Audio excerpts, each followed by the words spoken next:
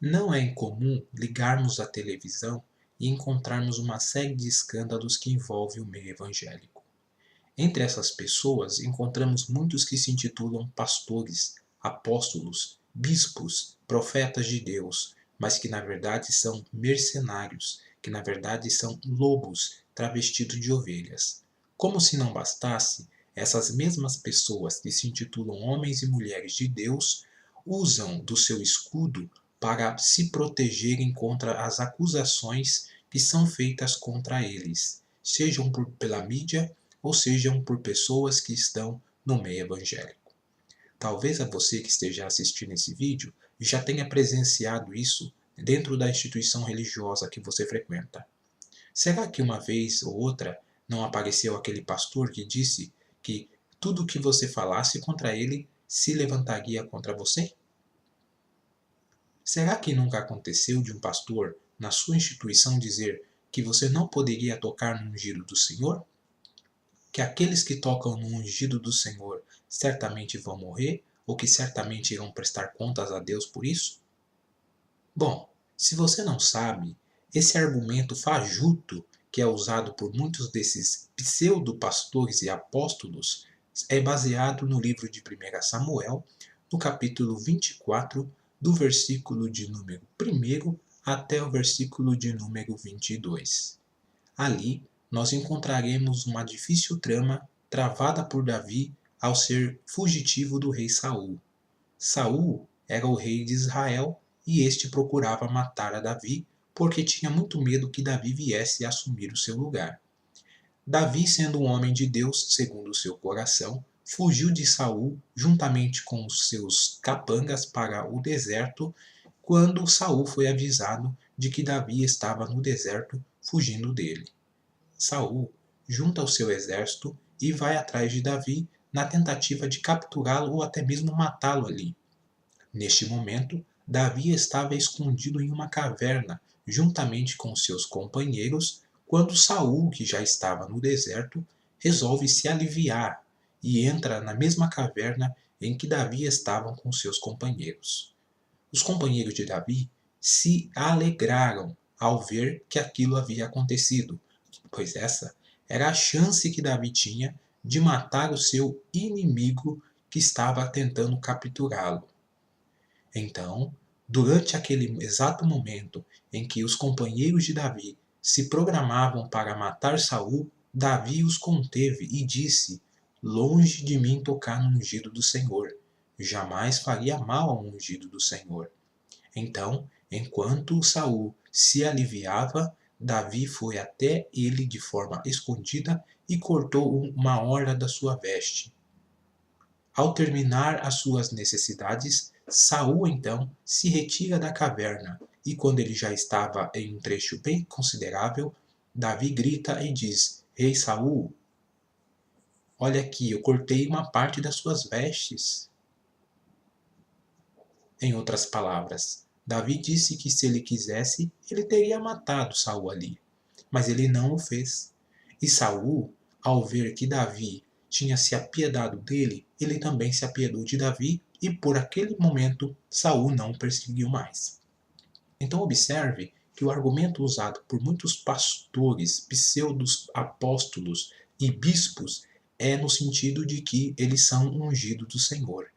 Eles se colocam, na verdade, na condição de profetas e ungidos do Antigo Testamento, sendo que a Bíblia não os autoriza a usarem esse termo.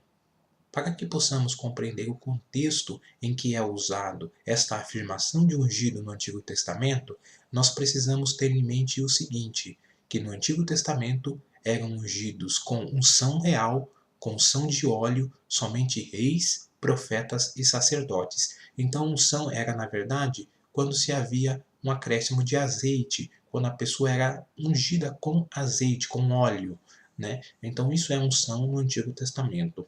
Caro amigo, eu também fui de uma instituição religiosa aonde o pastor se intitulava sacerdote de Deus, ungido do Senhor, o qual ninguém poderia sequer levantar a voz.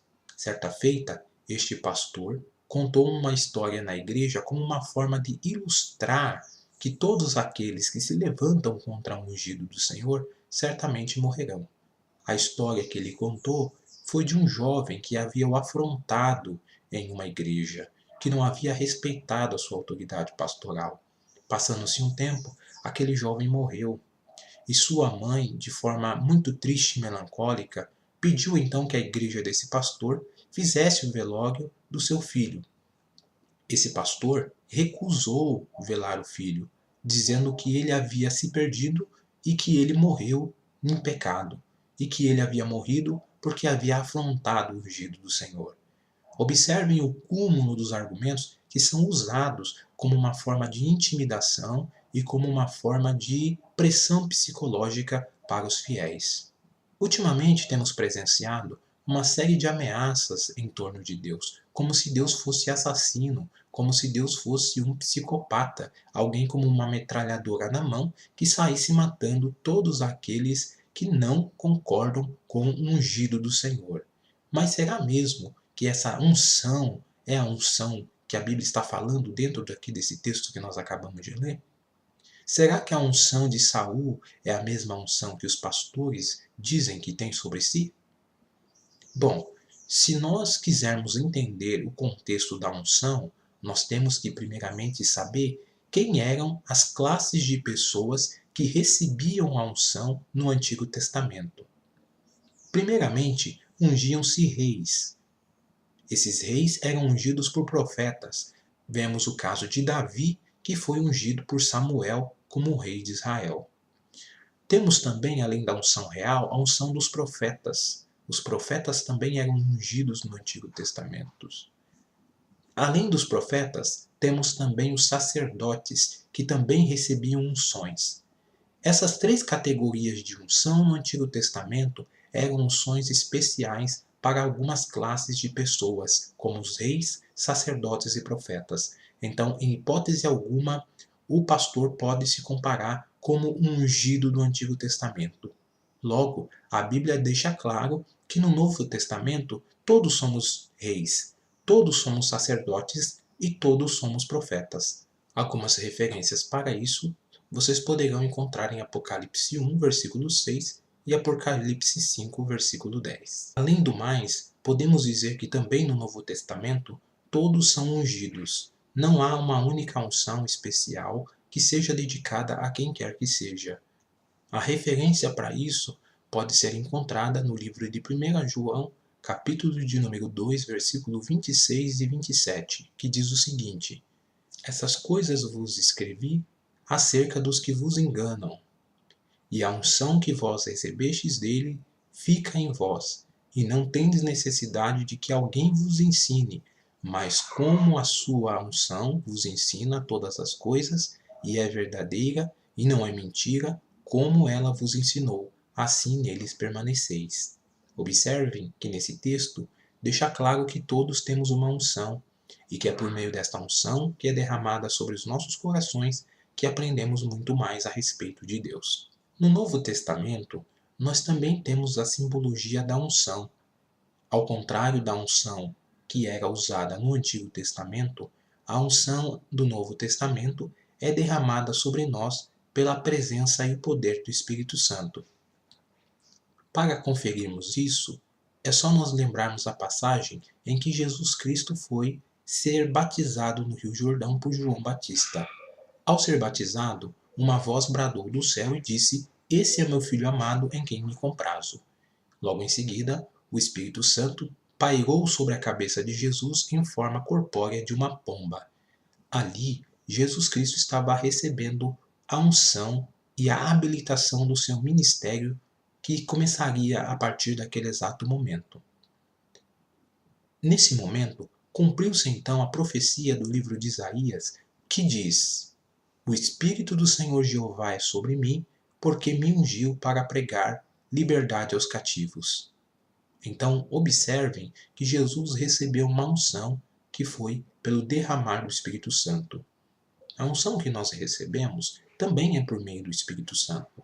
No Novo Testamento, todos somos ungidos e todos somos sacerdotes, reis e profetas do Deus Altíssimo. Todos estamos aqui como embaixadores do seu reino. A Bíblia, na verdade, fala no Novo Testamento acerca de um sacerdócio de todos os crentes. Todos os crentes são sacerdotes da nova aliança. Então, meu amigo, não existe a figura de um único homem que é usado por Deus e que é ungido por Deus e que recebe uma unção especial. Isso é mito. Se pararmos para pensar e olharmos o exemplo de Jesus, vemos que o nosso ungido, que é Jesus Cristo, foi perseguido, humilhado e maltratado e foi morto em uma cruz, e nada aconteceu aos seus malfeitores.